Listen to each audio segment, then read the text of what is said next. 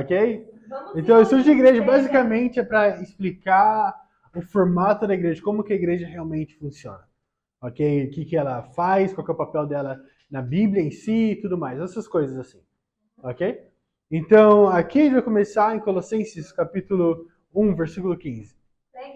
Agora, a escritura extra definitivamente é Mateus 18, 20. Que foi usada no Bem-vindo. Ok? Mateus capítulo 18, versículo 20. Que basicamente falam de 2 ou 3 são presentes, ali Jesus está. Amém? Agora, aqui a gente vai abrir nossas Bíblias em Colossenses. Lá no capítulo 1, que é a primeira escritura desse estudo. Agora, esse é o estudo mais denso, então não vou adicionar muitas escrituras extras. Eu acho. Depende aqui. Capítulo 1, versículo 15.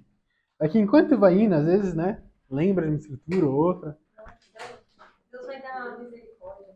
Já adicionei. Então não se esqueça. Mas Colossenses 1, versículo 15 a 18. Diz assim: Ele é a imagem do Deus invisível, de toda a criação. Pois nele foram criadas todas as coisas, nos céus e na terra, as visíveis e as invisíveis, sejam tronos ou soberanias, poderes ou autoridades, todas as coisas foram criadas por ele e para ele. Versículo 17. Ele é antes de todas as coisas, e nele tudo subsiste. Ele é a cabeça do corpo, que é a igreja. É o princípio e o primogênito dentre os mortos, para que tudo tenha a supremacia. Então aqui, basicamente, ele fala e nos ajuda a entender que o que é a igreja? A igreja é o corpo de Cristo. É isso, a igreja é o corpo. Colossenses capítulo 1, versículo 15 ao 18. Então a igreja é o corpo de Cristo. E aí, claro, obviamente, todo o corpo ele precisa do quê? De uma cabeça. Daí ele vai lá e nos inspira e nos ensina, na verdade, quem que é realmente a cabeça. Ele mostra que a cabeça é Cristo. Agora, sabendo disso, sabendo que nós somos o corpo, significa que a gente é o que faz realmente acontecer o trabalho braçal aqui. Mesmo que seja Jesus Cristo que direcione a gente para fazer o que precisa ser feito, nós somos que vamos fazer realmente movimentar as coisas. Por conta dele, por ordem dele. Então a igreja, sim, é realmente realmente muito algo essencial para o cristianismo. Então sem igreja não existe cristianismo, porque não vai existir realmente a família, não vai existir realmente a sociedade de irmãos e irmãs juntos trabalhando por um só propósito. Então é que ele levanta e nos ensina qual é a necessidade da igreja. Vamos lá para Efésios capítulo 2. Vou tentar fazer isso de uma maneira mais rápida, que é um estudo com muitas e muitas escrituras. Vamos lá. Capítulo 2, a gente vai ler o versículo 19. Efésios capítulo 2, versículo 19. Então, claro, então Cristo é a cabeça e a igreja é o corpo. E agora, claro, é interessante nessa escritura porque nos ajuda a entender muito sobre outras religiões também. Né? Mesmo que muitas religiões acreditam que são parte do cristianismo, ainda assim elas não vão pregar a mesma verdade que é tão explícita assim na Bíblia. Como Cristo ser a cabeça. Agora, por exemplo, para a igreja católica, eles acreditam como Cristo é apenas a cabeça, mas tem um Papa e tem as tradições juntos com isso. Então tem 3 cabeças, mas desde que eu nasci, qualquer coisa com mais de uma cabeça é um monstro. Eu não confio em nada que vai aparecer para mim com mais de uma cabeça, seria estranho. E muito menos sem cabeça. No Brasil tem até a mula sem cabeça. Como folclore. Mas Efésios capítulo 2, versículo 19 e 21. Fala assim: Portanto, vocês já não são estrangeiros nem forasteiros, mas concidadãos dos santos e membros da família de Deus, edificados sobre o fundamento dos apóstolos e dos profetas, tendo Jesus Cristo como pedra angular, no qual todo o edifício é ajustado e cresce para tornar-se um santuário santo no Senhor. Então, o que ele ensina a gente aqui é que, basicamente, a igreja é a família de Deus.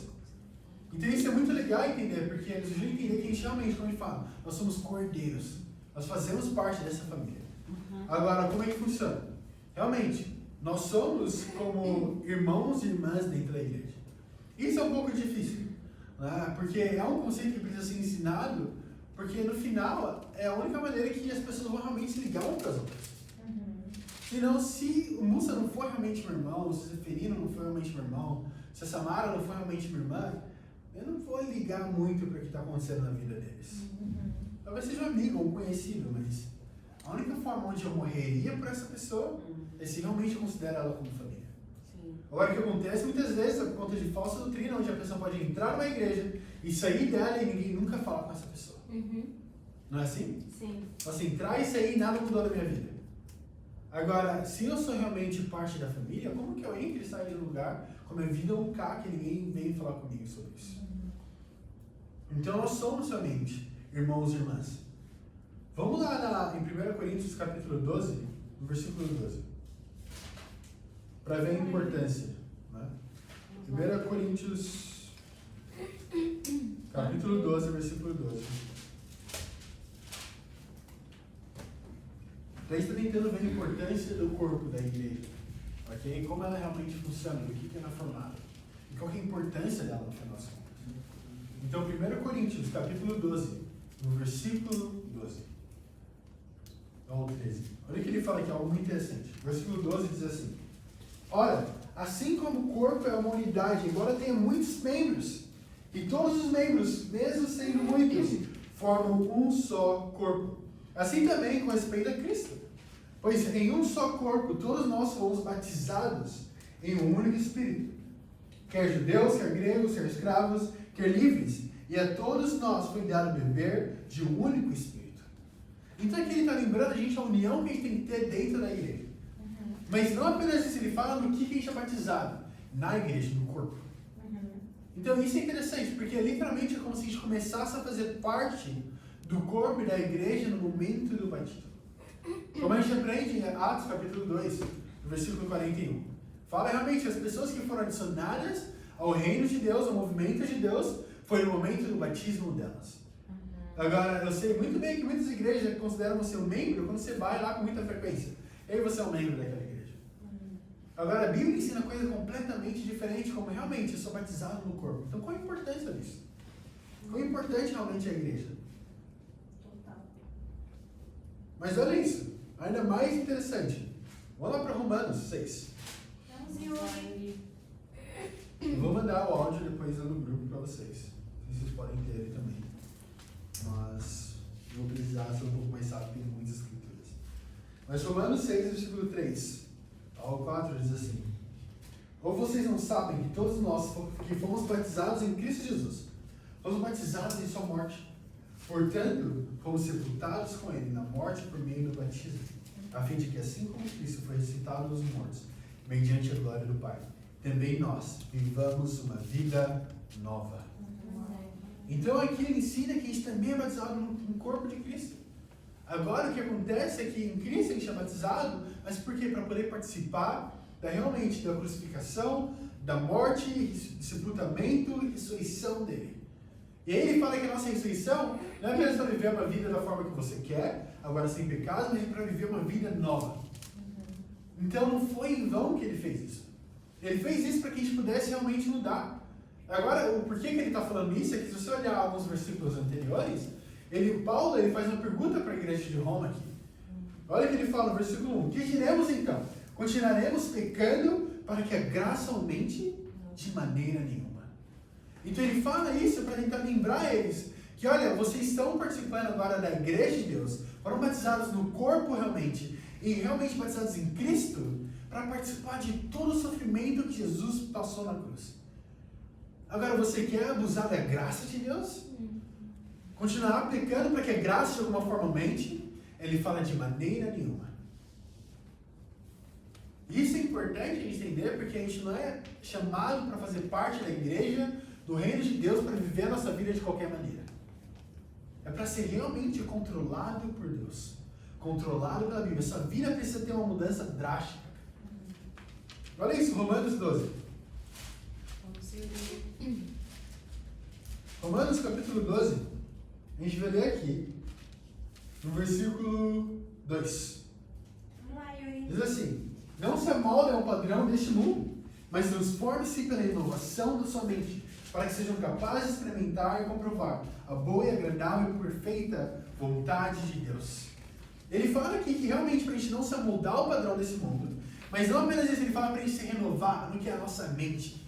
Então não apenas os seus atos, mas até mesmo o que você pensa precisa mudar. O que passa na sua cabeça precisa estar totalmente diferente. Você tinha pensamentos negativos, precisa ter pensamentos positivos. Pensamentos impuros, pensamentos puros. Então realmente essa mentalidade, isso precisa mudar. Tem algo chamado change of behavior, a mudança de comportamento. Mudança comportamental. Isso qualquer pessoa pode fazer se ela tem caráter suficiente. Certo? Eu posso ter um caráter suficiente para acordar mais cedo. Sim. Posso ter caráter suficiente para ir para a academia todos os dias. Para estudar até mais tarde. Para ir bem nas provas da faculdade. Para chegar no horário do meu trabalho. Para fazer todas as coisas. Isso é uma pessoa com caráter pode fazer isso.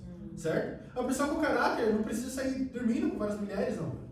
Uma pessoa com caráter não vai trair no seu relacionamento. Isso é apenas caráter.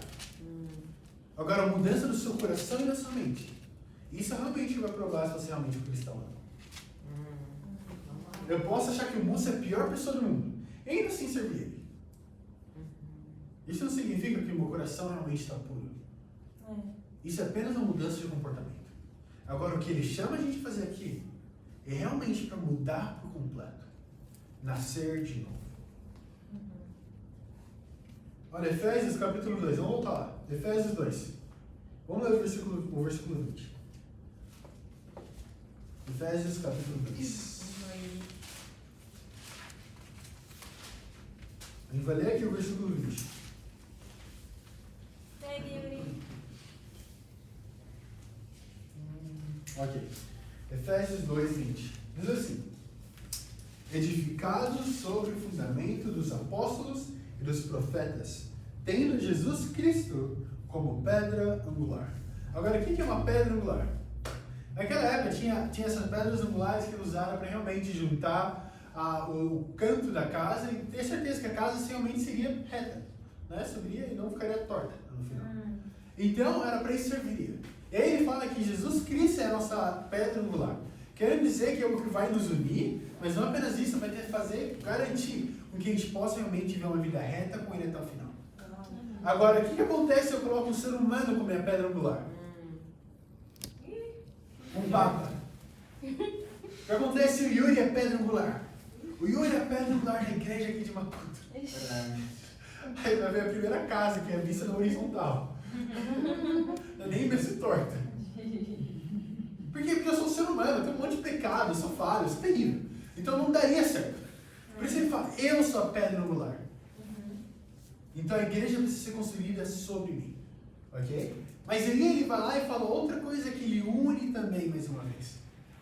Agora, muitas pessoas odiavam Jesus Cristo na vida dele, no primeiro século, porque acreditavam que ele veio para destruir a lei. Agora, isso não era verdade. Na verdade, ele veio para cumprir a lei, não para destruir ela. É que, infelizmente, ao decorrer do tempo e dos anos, o que aconteceu foi que pessoas começaram a pegar a lei e mudar o comportamento delas e esquecer o coração da lei. Dá um exemplo para vocês. Para ter um divórcio, era necessário que o homem tivesse uma carta e desse para a mulher para poder realmente ter esse divórcio agora, né? Mas o que eles acabaram de começar a fazer, eles escreviam essa carta, davam para a mulher de manhã e já ia realmente dar com outra mulher, depois voltava e reivindicava aquela carta. Então eles usavam a lei, mas não com o coração da lei. Ele fazia isso para ter certeza que a mulher ainda continuaria sendo cuidada. Mas eles transformaram isso de uma maneira para poder ter o adultério dentro deles. E eles fizeram isso não apenas com essa, mas com várias outras leis. Então eles perderam o coração da lei. Não é que a lei era falha, mas que as pessoas perderam o coração dela e viram apenas como seguir mandamentos, fazer coisas. Eles caíram no quê? Em várias tradições. E aí criaram mais tradições. Por isso que a gente vê lá em Mateus 15, quando Jesus fala, bem profetizou Isaías acerca de vocês, hipócritas. Vocês me honram com os lábios, mas o coração está distante de mim. Então realmente eles falavam coisas grandiosas sobre Deus. Iam lá nas festividades de Deus. Faziam todas aquelas coisas. Mas infelizmente o coração deles estava distante. Então o que Jesus veio para fazer? Uniu os profetas e os apóstolos. Agora o que significa? Onde a gente acha os profetas? No Antigo Testamento. Onde nós achamos os apóstolos? No Novo Testamento. Então Jesus não veio para destruir nenhum nem o outro. Na realidade ele veio para unir esses dois. Tanto o Antigo quanto o Novo Testamento. Para que agora, no novo mandamento, novo como é que fala isso? Novo Testamento. É Novo Testamento, só para falar para isso. Nova aliança. Nova Aliança. Muito obrigado. Na Nova Aliança, eles poderiam realmente viver tendo a lei, que é realmente que dita a nossa vida, mas tendo também o coração, entendendo por que a gente está fazendo isso. Agora, o porquê que a gente está fazendo isso, a gente aprendeu no último estudo, que foi o estudo de cruz. Então, ele veio dar a razão pela qual realmente seguiria a lei. Dar o porquê por trás de tudo isso, a motivação correta. O coração que a gente tem que ter. Por que a gente tem que realmente dar comida aos pobres? Por que a gente precisa cuidar dos órfãos e das viúvas? Por que a gente precisa fazer tudo isso? Tomar conta dos irmãos e irmãs. Então ele vem ensinar o coração por trás de tudo isso. Não apenas a lei. Agora a gente continua lendo. Vamos lá para Efésios 4. Mas então a gente conseguiu entender já que Jesus Cristo ele veio unir tanto o Antigo quanto o Novo Testamento. E a gente entende que realmente a igreja é baseada na palavra de Deus por completo. Não apenas no Antigo Testamento, como muitas igrejas acreditam, ou então apenas o Pentateuco. Não apenas no Novo Testamento também, mas na Bíblia inteira por completo. É isso que a gente acredita. A gente acredita na Bíblia, como ela inteira sendo a palavra de Deus. Agora, a pergunta que tem que ficar pra gente é, se você já se perguntou, por que então, se realmente a Bíblia é a nossa base, certo? Se Jesus Cristo é a nossa cabeça realmente, então por que temos tantas divisões? Por que a gente tem tantas denominações cristãs no mundo? Eu posso ir numa igreja daquela esquina, e aquela igreja está pregando para mim que eu preciso dar um pulinho e falar em línguas e eu estou salvo. Aquela outra está falando para mim que eu tenho que chorar durante a canção e eu estou salvo. Aquela outra fala que eu só preciso ter fé e eu estou salvo. A outra fala que quando eu sou batizado como bebê eu sou salvo. Então por que se tem apenas uma cabeça, uma palavra, um só Senhor? Então por que? O que aconteceu que agora eu tenho tantas denominações, tanta divisão? Olha isso, vamos tentar entender um conceito interessante. A gente vai pular a escritura para a escritura, ok? Para entender esse conceito. Efésios 4, versículo 4. Fala assim: há um só corpo e um só Espírito, assim como a esperança para a qual vocês foram chamados é uma só. Há um só Senhor, versículo 5, há um só Senhor, uma só fé, um só batismo. Versículo 6, um só Deus e Pai de todos, que é sobre todos, por meio de todos e em todos. Como ele mesmo fala aqui, você lê, há um só corpo. Vamos lá para Romanos 12. Vamos voltar. Romanos 12, no versículo 4 ao 5. Diz: assim como cada um de nós tem um corpo com muitos membros, e esses membros não exercem todas a mesma função, assim também em Cristo nós, que somos muitos, formamos um corpo, e cada membro está ligado a todos os outros. Vamos lá, para 1 Coríntios. Lá um pouquinho para frente. 12 novamente. 1 Coríntios capítulo 12, versículo 12. Diz assim: ora, assim como o corpo é uma unidade, embora tenha muitos membros, e todos os membros, mesmo sendo muitos, formam um só corpo, assim também com respeito a Cristo. Então ele deixa bem claro aqui, quantos corpos existem? Um. Mas ainda assim a gente vê uma grande divisão. A gente vê uma grande divisão no mundo. Pessoas pregando mais placa do que o evangelho. Pregando mais o nome do que o evangelho. E aí queria toda essa divisão, que realmente existe, infelizmente. Mas aqui ele deixa bem claro pra gente que realmente é apenas um só corpo. É interessante que apenas nos Estados Unidos tem mais de 450 denominações cristãs. Querendo dizer que cada uma delas acredita em coisas diferentes, usando a mesma Bíblia. Imagine isso. Você chegar para uma pessoa que tem a Bíblia também. Você tem a Bíblia, da mesma forma que eu tenho. Aí você pergunta para ela, o que eu preciso fazer para ser salvo?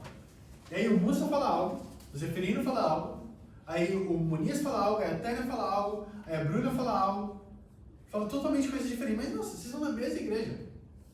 É como se eu fosse numa faculdade de medicina e perguntasse para cada um dos estudantes o que é uma artéria. E cada um deles falasse uma coisa diferente. Faz algum sentido isso? Eles estão estudando a mesma coisa. Eles leem o mesmo livro, eles têm aula com os mesmos professores. Como então tem mudado tanto? Se realmente o meu professor é Cristo e o livro que eu estou lendo é a Bíblia, o que acontece que muda tanto e causa tanta divisão? A realidade é que existem dois tipos de divisões na Bíblia. Tem uma divisão que vem realmente por Deus e ele causa essa divisão, para nos separar, como ele mesmo fez com o Egito, com o povo de Deus do Egito. Ele separou eles para o próprio bem do povo. Isso é uma divisão.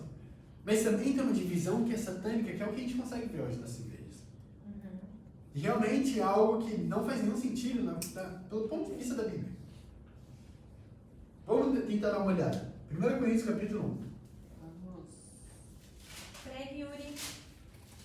Capítulo 1, a gente vai ler o versículo 10. Aqui é uma interação bem interessante que Paulo teve.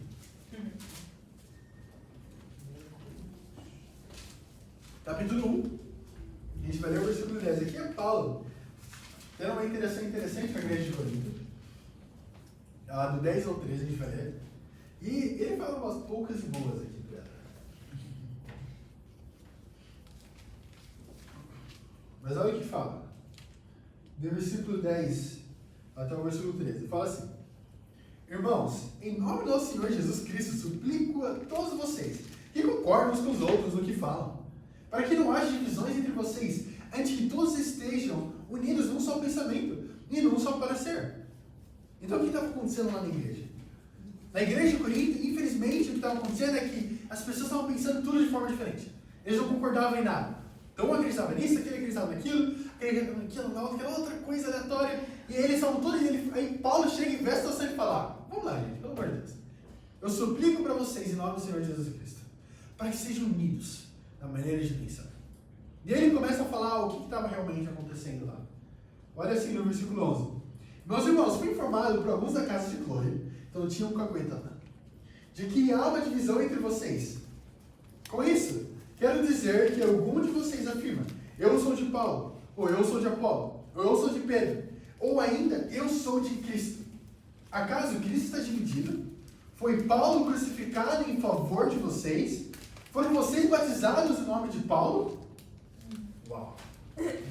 Então ele olha para a situação da divisão que estava acontecendo. As pessoas falam: olha, eu sigo essa igreja, eu sigo aquela igreja, eu sigo Paulo, eu sigo Pedro, eu sigo Apolo. E alguns falavam até mesmo: eu sigo Cristo. Agora, por que ele fala isso como um grande problema? Porque realmente, em 1 Coríntios 11, versículo 1, fala: sejam meus imitadores como eu sou de Cristo. O que acabou acontecendo é que eles perderam a imagem de Cristo e começaram a seguir uma personalidade. Uau. Então eles estavam seguindo mais personalidades do que a Bíblia em si. Então tem pessoas que são mais fiéis a uma placa de igreja do que a própria Bíblia. Quando são desafiadas: não, você precisa abrir mão dessa igreja porque está ensinando falsa doutrina. Tem que abrir mão do que você está acreditando porque não está de acordo com a Bíblia. Mas ela é mais fiel a essa personalidade que ela já tem vivido do que a palavra de Deus está confrontando a crença dela. Você tem que se perguntar: no que você é realmente mais fiel? Você acredita realmente na palavra de Deus ou nas personalidades? Uau. E que ele mostra que divisão realmente é um pecado nesse ponto de vista. Quando as pessoas começam a seguir personalidades. Olha isso. Vamos lá para Lucas, capítulo 12.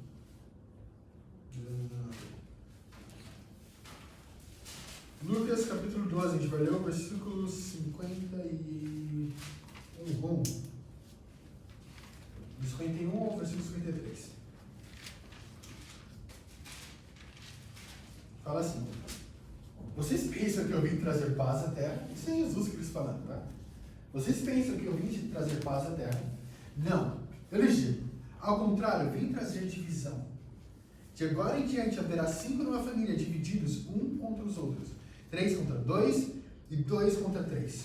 Estarão divididos pai contra filho, e filho contra pai, mãe contra filho e filho contra mãe, sogra contra nora e nora contra sogra. Daqui é Jesus Cristo falando. Ele fala que ele veio trazer a divisão dentro da casa. Agora por quê? Porque infelizmente o que acontece muitas vezes quando você decide a seguir de todo o coração a verdade da Bíblia, o que vai acontecer é que as pessoas que até mesmo você mais ama, você mais confia, vão se virar contra você. O que acontece é uma casa dividida. Quando eu decidi me tornar um discípulo, o que aconteceu? Eu fui expulso da minha própria casa. Porque eu estava me preocupando muito com ler a Bíblia toda manhã. Eu lembro deles chegarem e me ver lendo a Bíblia de manhã e reclamarem comigo. Agora você está acordando mais cedo para ler a Bíblia, você vai ficar cansado, isso aqui. Eu pensei: nossa! E meus pais são pastores. E reclamando que eu estava lendo muita Bíblia. Então você imagina realmente, realmente Deus ele vai causar uma divisão. Ele não vai querer que você comprometa o seu relacionamento com Ele pelo bem de outras pessoas. Olha isso, João capítulo 10. João capítulo 10, a gente vai ler o versículo 19. 19 ao 21. Diz assim: diante dessas palavras, os judeus ficaram outra vez divididos. Muitos deles diziam: ele está endemoniado e enlouqueceu porque o viram. Mas outros diziam: essas palavras não são de um endemoniado. Pode um demônio abrir os olhos dos cegos? Então, realmente, a palavra de Deus, a verdade, vai trazer divisão. Jesus Cristo causou divisão aqui. Ele estava pregando, as pessoas se dividiram. Então não fique surpreso assim, quando você está pregando, chamar as pessoas a estudar a Bíblia, então você vai ser comprometidas com a palavra de Deus no estudo bíblico, elas acabarem se dividindo. Ou então seus amigos se distanciando de você. Isso é o que vai acontecer. Algumas pessoas vão realmente se afastar e lutar contra você te perseguir, e outras vão realmente ficar como essas pessoas. Começar a questionar. Pode endemoniar abrir os olhos do cego? Que foi isso que aconteceu com Jesus Cristo. Ele era perfeito. Pessoas pensaram que ele estava endemoniado. Alguém perfeito. Imagina eu, que sou totalmente imperfeito. Dá até razão para elas pensarem isso. Então, realmente, tem uma divisão que vem de Deus. Ele vai dividir opiniões e pessoas. Vamos lá, Yuri. Agora, claro, né, tem acontecimentos históricos através da história que falam sobre as divisões que a gente tem, que acontece. Né? Então, desde lá atrás, em 1054, até hoje. Né? E vai indo. É uma história bem longa. Né? Mas eu vou tentar... Deixa eu ver aqui. Vou ler aqui para vocês. Eita, eu só tenho inglês. Eu posso ler em português? Espera aí, eu vou ir reduzindo. Então, eu vou ler e traduzir aqui. Então, através dos centuries, dos séculos, a igreja... ótimo, português. Muito obrigado. Onde ele começa? Através dos séculos. Obrigado. Então, através dos séculos, a igreja foi corrompida pelas tradições dos homens. As falsas doutrinas, tais como o batismo infantil, o pecado original, virgindade perpétua, dama de Maria, sacerdócio, como um clérigo, infalibilidade papal, etc. Isso se tornou a igreja católica. Então, em 364, o Império Romano ele acaba se dividindo em duas partes. Okay? Então, tinha só o Império Romano, eles acreditavam numa só coisa, e tudo mais, a tranquilidade papal, tudo isso aqui, e ele acaba se dividindo. Ok? E aí, quando ele se divide na igreja ortodoxa oriental e também na igreja católica romana. As práticas eles dividem, por exemplo, a ortodoxa tem padres casados, enquanto na romana os sacerdotes católicos são celibatários. O grande cisma ocorre em 1054, quando os líderes de cada igreja se excomungam mutuamente. E aí agora a gente tem o movimento da reforma em 1500. Okay? Então a gente está lá em 1054, quando tem essa grande divisão entre essas duas igrejas, a ortodoxa e a romana, da igreja católica, e a gente pula de 364 lá para 1054. Okay? É para 1500 na real. Então em 1500, Martinho Lutero, da igreja luterana, torna uma posição contra a igreja católica romana sobre essas convicções: a autoridade da Bíblia acima da autoridade da igreja, a salvação pela fé e não por obras, e o sacerdócio de todos os crentes. Ainda assim mantém o batismo infantil.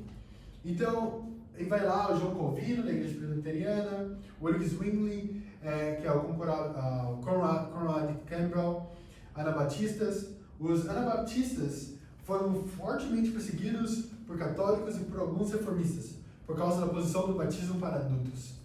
Aí temos Henrique VIII, a igreja anglicana, a igreja da Inglaterra, que separa da igreja católica pelo direito de se divorciar da esposa. Isso nomeia o chefe da igreja. Mais tarde, nos Estados Unidos, a igreja anglicana se torna a igreja episcopal, já que os membros não seguiram o rei da Inglaterra. Então o que acontece? A gente tem lá a igreja e acaba sai Martinho Lutero, sai o Zwingli, sai várias pessoas que é a igreja presbiteriana, a igreja anglicana e várias outras igrejas que saem dessa igreja católica, por muitas outras crenças. Né? Martinho Lutero, ele especifica um pouco mais aqui nesse encontro, ele fala que ele saiu por conta que ele acreditava no sacerdócio de cada um dos crentes, diferentemente da Igreja Católica, que acreditava que isso era separado para o Papa e para outras pessoas, para os padres. E aí ele fala também que a gente vai ser salvo não por obras, mas por fé. Então, não mais por fazer coisas e tradições, e sim pela fé em Jesus Cristo. Ele fala também da diferença... O que é isso aqui? Ok. Ele se divide, mas ainda mantém o batismo infantil dentro da igreja. E aí temos também, logo depois, que a gente vê aqui, que é o rei, né, o Henrique. E ele vai lá e faz essa separação da igreja agora. Ele faz a igreja da Inglaterra porque ele queria divorciar sua esposa da sua esposa, e a igreja católica não permitia. Ele vai lá, se divorcia da esposa e abre essa nova igreja, e ele se denomina o próprio chefe da igreja. Que é bem maluco. Vamos lá, Agora, vamos lá para Alexander Campbell. Então, o movimento de restauração em 1800. Então, Martin Alexander Campbell, da Igreja Tradicional de Cristo, a Igreja Cristã Conservadora, toma uma posição contra as doutrinas tanto católicas quanto protestantes acerca de salvação. Eles pregam para ser salvo é preciso ter fé pessoal em Cristo, arrependimento e batismo, imersão, para perdão dos pecados e receber o Espírito Santo. Em relação ao catolicismo, suas congregações são autônomas, autogovernáveis. Em 1906, acontece a separação formal da Igreja Tradicional de Cristo, que não é instrumental, e a Igreja Cristã Conservadora, que é instrumental. Joseph Smith, Igreja Mormon, se separa do movimento de restauração em 1830 por conta de uma nova revelação no livro do Mormon. Então eles têm essas duas pessoas, né, que eles vão lá, vão contra tanto o protestante, contra a igreja, e tanto quanto a Igreja Católica, e eles começam a defender alguma dessas crenças, né? Tem uma fé pessoal em Cristo, batismo como adulto, arrependimento para perdão e arrependimento, todas essas coisas. E aí tem essas duas igrejas, tanto a contemporânea quanto a Igreja de Cristo, que é uma instrumental e a outra não instrumental. Então uma acreditava, tudo bem você usar instrumento na igreja, e outra acreditava que você não podia usar instrumento.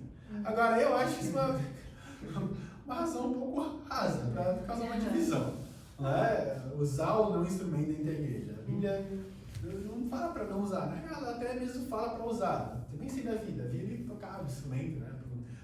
Para a saúde, para expulsar o demônio dentro deles. A Bíblia fala para a gente usar realmente cânticos, instrumentos para poder louvar. Então, realmente, você pode usar instrumentos. Instrumentos é algo bom. Eu amo instrumentos.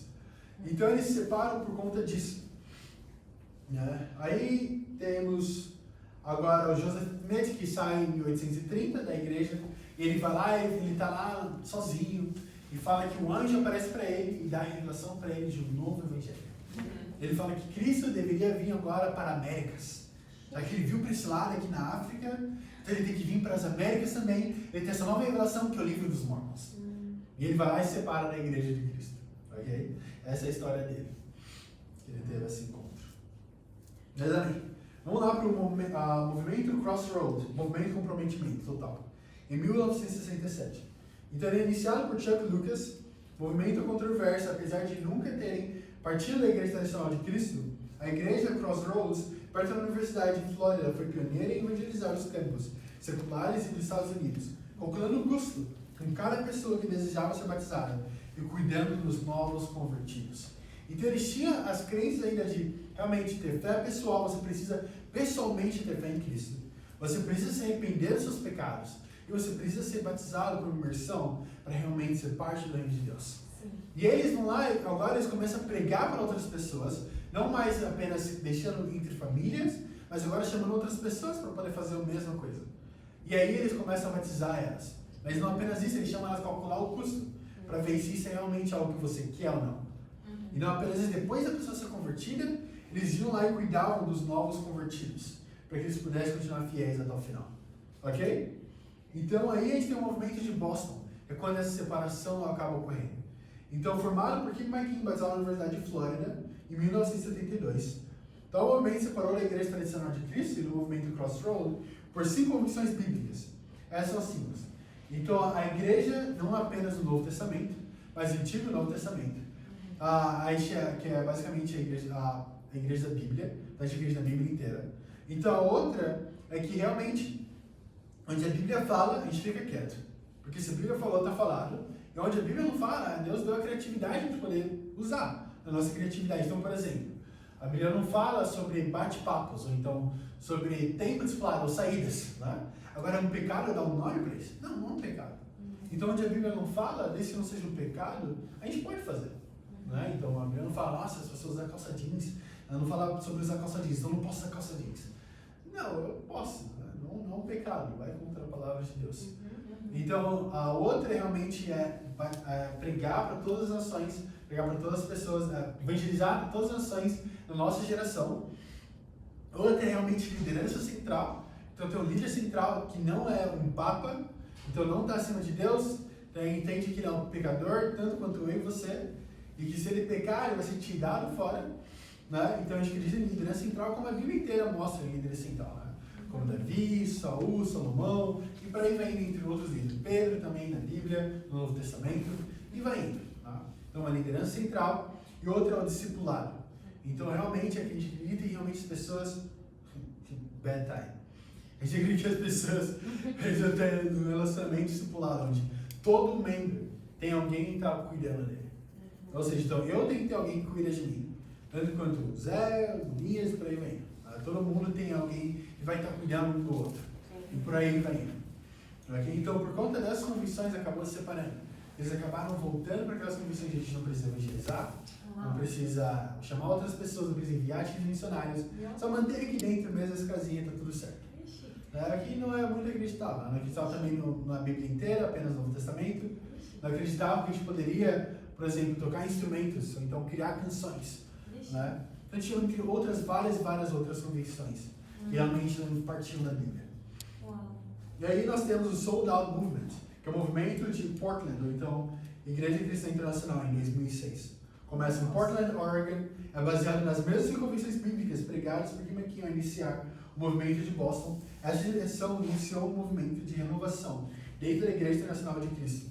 A Igreja Internacional de Cristo se separa da Igreja Cristã Internacional por causa das convicções explícitas do ponto anterior. Agora, também em 2024, também saiu uma outra igreja, uma facção chamada RCW, que significa Restore Worldwide Churches, que basicamente é uma facção que acredita em algumas das 5 convicções, mas acredita mais em números do que realmente fazer discípulos, basicamente. Então, vamos dizer, é mais importante ter uma igreja cheia do que uma igreja cheia de discípulos. Faz sentido? Então, aumentar o número de pessoas mais do que realmente mudar o coração das pessoas.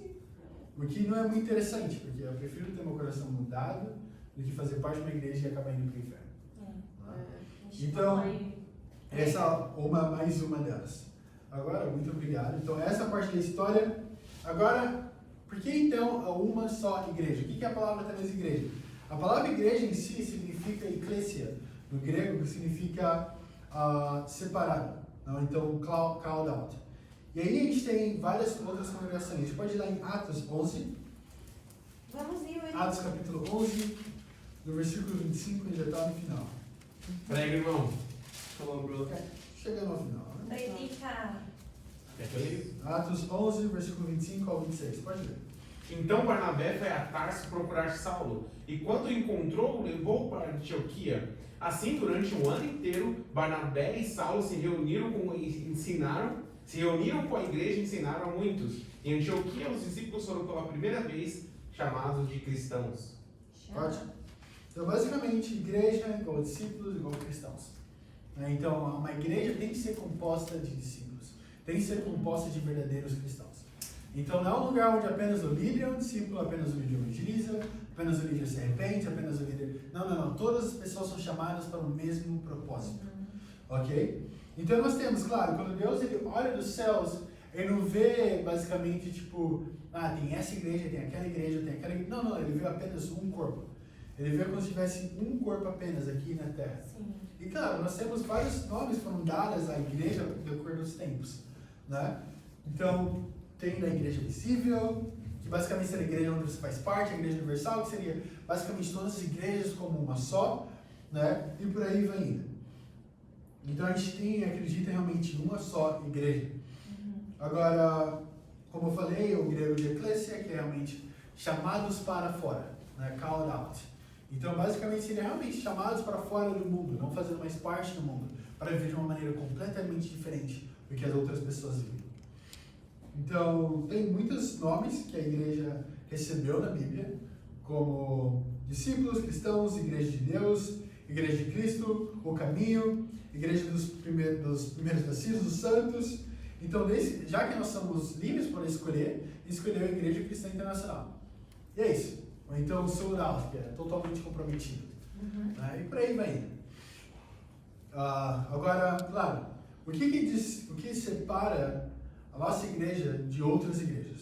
O que realmente faz essa divisão das nossas igrejas com outras igrejas?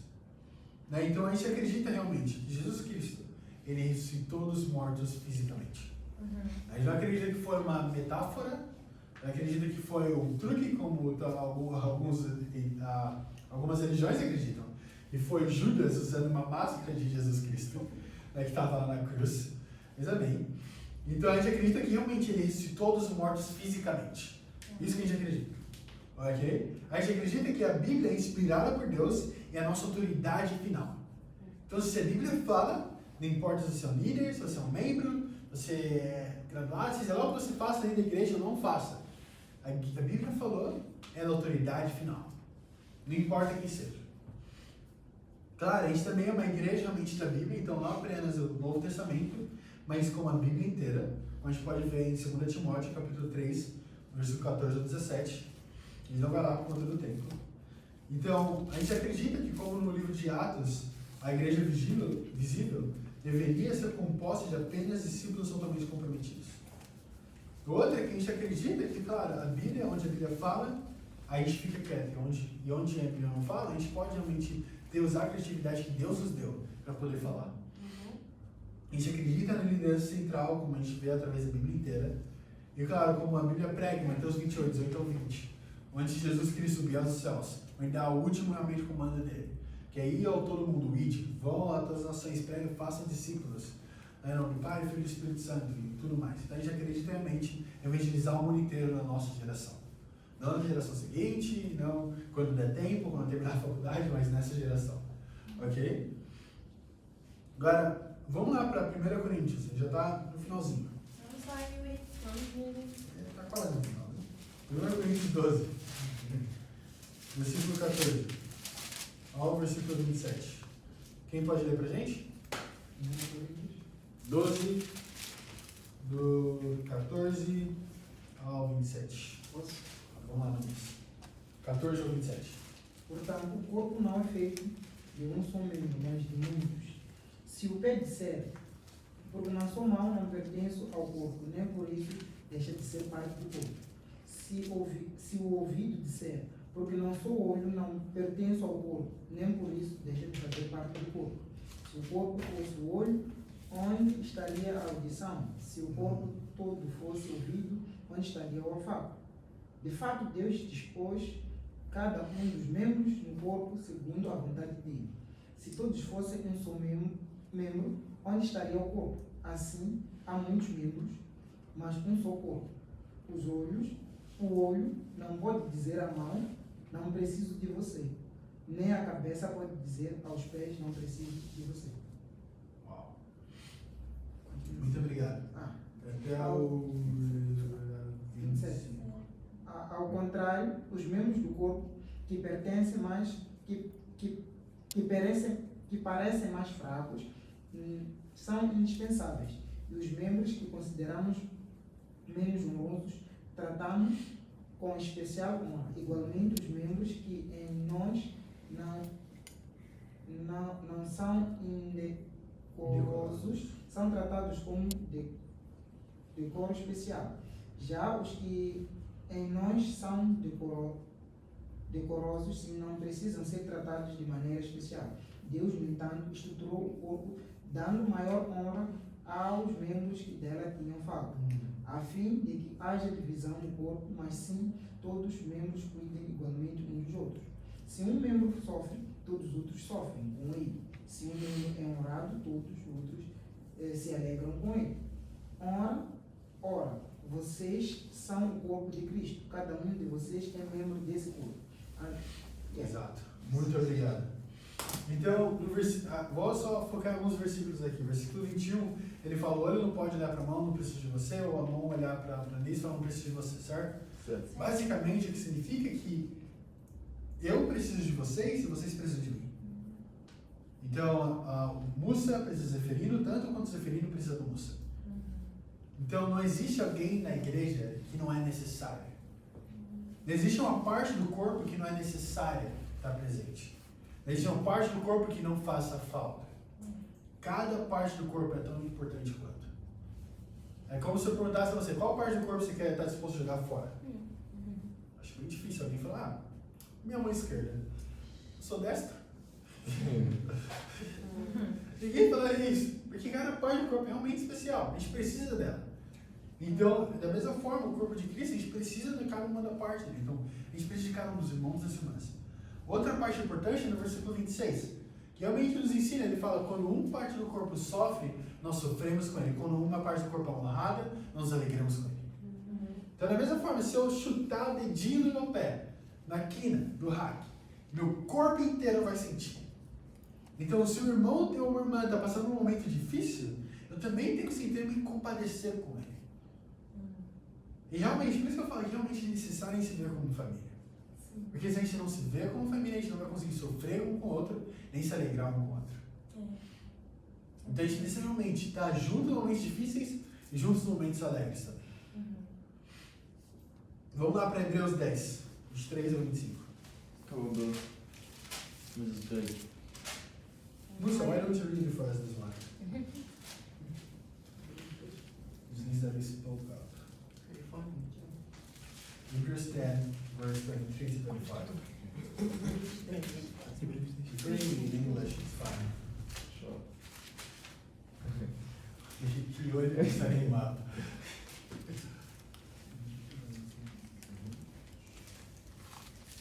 Pode ir. Hebrews 10. Verse 23 to 25. Come on, bro. 23 to 25. Let us not give up meeting together as some are in the habit of doing, but let us encourage one another. Yeah, And- verse 23 to 25. Why don't we do 25? Wait, what? 23 up until the 25.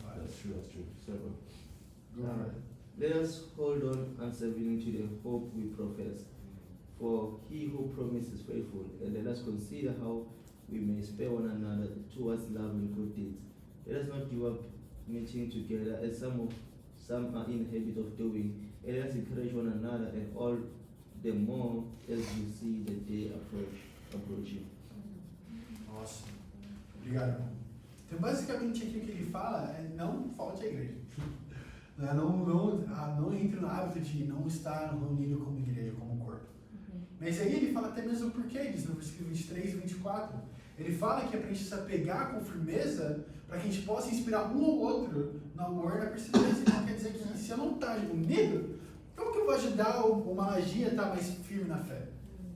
Falar: não, vou mandar lá uma imagem da escritura do dia para ele. Ele vai estar firme. Não, a gente precisa estar unido como igreja, um com o outro, para poder inspirar um ao outro. Então você não vai para a igreja apenas para ser inspirado, mas para inspirar outras pessoas também. Então talvez você possa pensar: mas eu estou forte espiritualmente. Provavelmente é uma mentira. A Bíblia fala para ninguém pensar que está forte, para que ele mesmo não caia. Mas vamos dizer que você pense isso, que você seja forte o suficiente. Talvez seja um irmão que precise de você, ou uma irmã que precisa de você.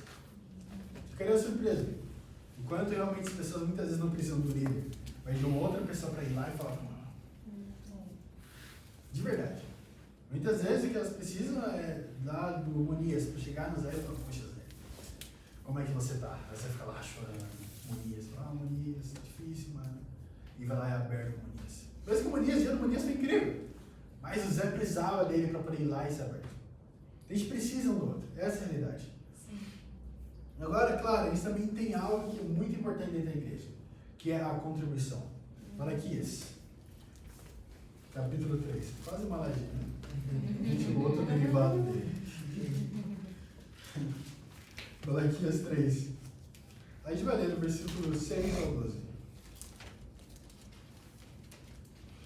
Quem pode ler isso aqui pra gente? Bruna? 3. Do 6 ao 12. fala assim: de fato eu, o Senhor, não mudo. Por isso vocês, descendentes de Jacó, não foram destruídos. Desde o tempo dos seus antepassados, vocês se desviaram dos meus decretos e não lhes obedeceram. Voltem para mim e eu voltarei para vocês, diz o Senhor dos Exércitos. Mas vocês perguntam: como voltaremos? Pode um homem roubar de Deus? Contudo, vocês estão roubando. E ainda perguntam. Pode continuar. E ainda perguntam: como é que te roubamos? Nos dízimos e nas ofertas. Vocês estão debaixo de grande maldição, porque estão me roubando. A nação toda está me roubando. Tragam o dízimo todo ao depósito do templo, para que haja alimento em minha casa. Ponham-me à prova, diz o Senhor dos Exércitos, e vejam se não vou abrir as comportas dos céus e derramar sobre vocês tantas bênçãos que nem terão onde guardá-las. Impedirei que pragas devorem suas colheitas, e as videiras nos campos não perderão seu fruto, diz o Senhor dos Exércitos. Então todas as nações os chamarão felizes, porque a terra de vocês será maravilhosa, diz o Senhor dos Exércitos. Ok. Ótimo. Então, basicamente aqui é a escritura que fala sobre a gente dar as contribuição, certo? E é interessante, porque é o único lugar onde ele fala para ser testado. Me teste, você vai ver. Se eu não vou abrir as comportas do céu para poder te dar ainda mais. Então, assim, contribuição é importante, é um mandamento de Deus, a gente precisa realmente contribuir. Certo? Ok? Certo. Mas agora, vamos aprender o coração dela.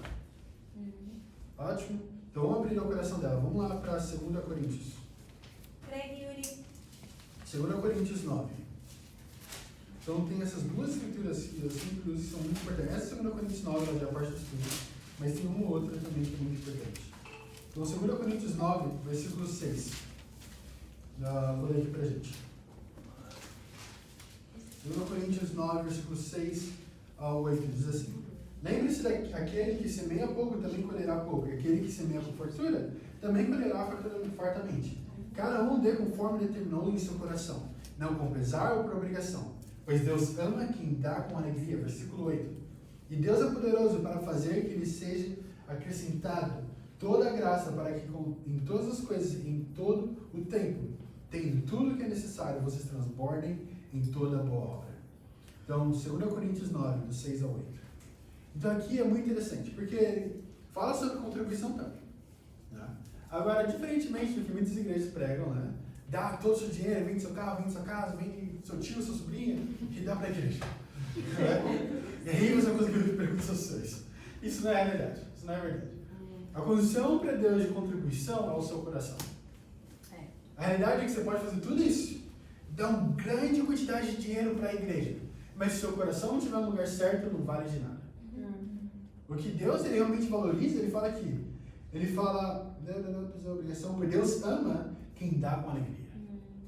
Então, seja o seu 10 meticais, 5 meticais, está dando com alegria, é isso que Deus ama realmente. É isso que ele está olhando. Ele está olhando para a quantidade que você está dando. Agora, claro, o que ele fala antes também é verdade. Ele fala que quem semeia muito vai colher muito, semeia pouco vai colher pouco. Mas não adianta você dar muito e depois você não ter o suficiente para você mesmo sobreviver também. Olha o que ele fala depois também. Ele fala que Deus é poderoso para fazer que ele seja acrescentado toda a graça e todas as coisas, em todo o tempo, tendo tudo o que é necessário, vocês transbordem em toda boa obra. Então, tendo tudo o que é necessário. Não é que vocês vão lá, não, vou dar a maior contribuição do mundo, mas você não tem dinheiro para comer através da semana. Não faz sentido nenhum. Mas Deus quer que você dê realmente, seja sacrificial, o máximo que conseguir, mas Ele quer que você também dê com o coração correto. Agora, outra escritura que eu estava falando é em 1 Coríntios 16. Olha isso. Em 1 Coríntios, capítulo 16. A gente vai ler aqui no versículo 1 ao 2. 1 Coríntios 16, 1 ao 2. Fala assim: quanto à coleta para o povo de Deus, façam como ordenei às igrejas de Galácia. No primeiro dia da semana, cada um de vocês separa uma quantia, de acordo com a sua renda, reservando-a para que não seja preciso fazer coleta quando chegar. Então, quando chegar, entregarei as cartas por recomendação aos homens que vocês aprovarem, e eu mandarei para Jerusalém com a oferta de vocês. Então, se me parecer conveniente também, eles me acompanharão. Ótimo. Então, aqui ele fala com qual a frequência que ele fazia isso, né? A contribuição e tudo mais. Ele fala que ele fazia, que na igreja de Galácia, toda semana, semanalmente. Ele fala que realmente, ele fala para dar conforme a sua renda. Então, você entra naquelas igrejas onde pede para a pessoa que já não tem nada, ela tirar de onde não tem para dar tudo dela, não faz sentido. Ele fala, olha para a sua renda. E conforme a sua renda, você dá a sua contribuição. Então é isso que ele pede. Então, muitas pessoas, a renda dela é 220 reais por mês, talvez um estudante, não trabalha, é os 220 reais que ele recebe, assim, tipo, nada, sei lá. Então é isso. Então essa é a sua renda. Então conforme a sua renda, é isso que Deus quer. Então quando você consegue? É isso? Ótimo, incrível. Dá com o coração certo. Não adianta dar muito ao coração errado que Deus não aceita, não vai alegrar ele em nada, talvez amenize sua consciência, mas não vale a pena. Ele quer que você dê, mas dê com o coração realmente grato, com a vontade de dar realmente. Então, para Deus seja a glória, esse é estudo de igreja. Amém.